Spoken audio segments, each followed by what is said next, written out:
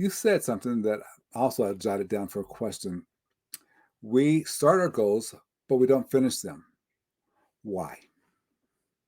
There's a few reasons that I typically see with people I work with.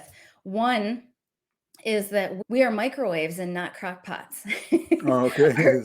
Culturally speaking, Yeah, we will pop, pop. Let's yeah, go. we Yeah. want everything fast. And to really move the needle in life, it takes small, consistent steps.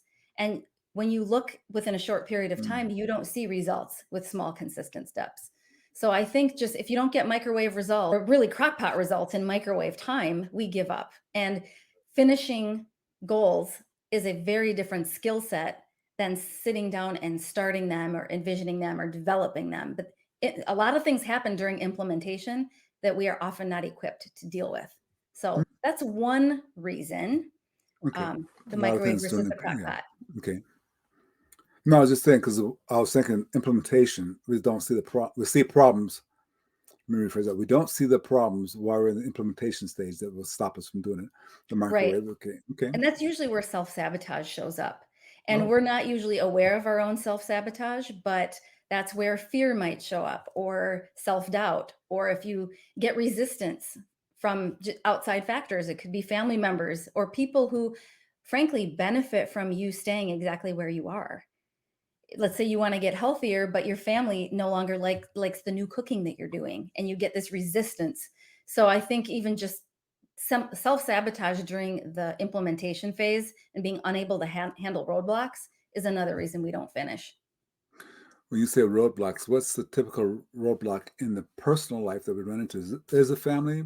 Is it the loved ones that are in the way? It can be Can for be. some Yeah. people, their family is their biggest cheerleaders, or their close friends are their biggest cheerleaders. There's in other cases, if the people pleasing is a high self sabotager for an individual, he or she might really struggle if they tell their mom what they're planning on doing and their mom kind of, is that really a good idea? Or they're very sensitive to feedback.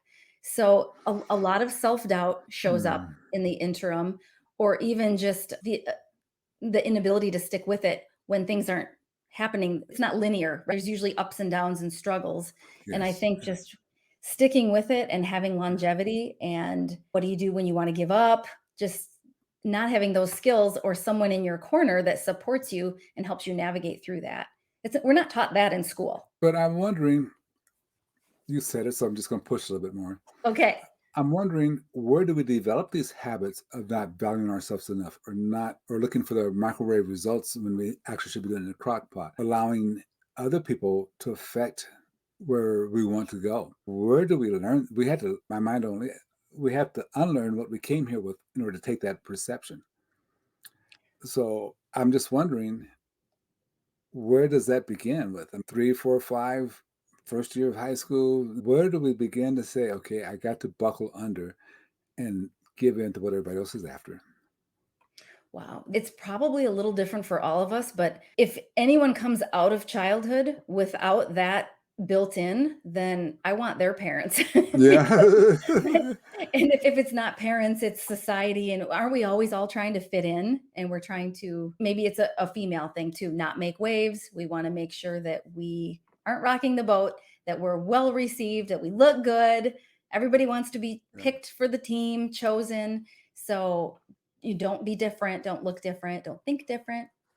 And I think I can't tell you an age because I'm not a psychologist or a therapist, but think that we start getting messages at a pretty young age about what's normal and what's not and how we fit What's in. acceptable? What's acceptable behavior was Right. not. Acceptable is a great way to say it. Drawing out of the lines is not acceptable, while drawing in the lines Right. is. So I just wonder, because what I what I think needs to happen is that we need to get our leaders to realize that they got to help other people set powerful goals and be good corporate citizens, so they can teach their kids and their kids can teach their kids. We're not going to change all of our worldly humanity problems without Right. people like you who say, okay, listen, ladies, let's get this together.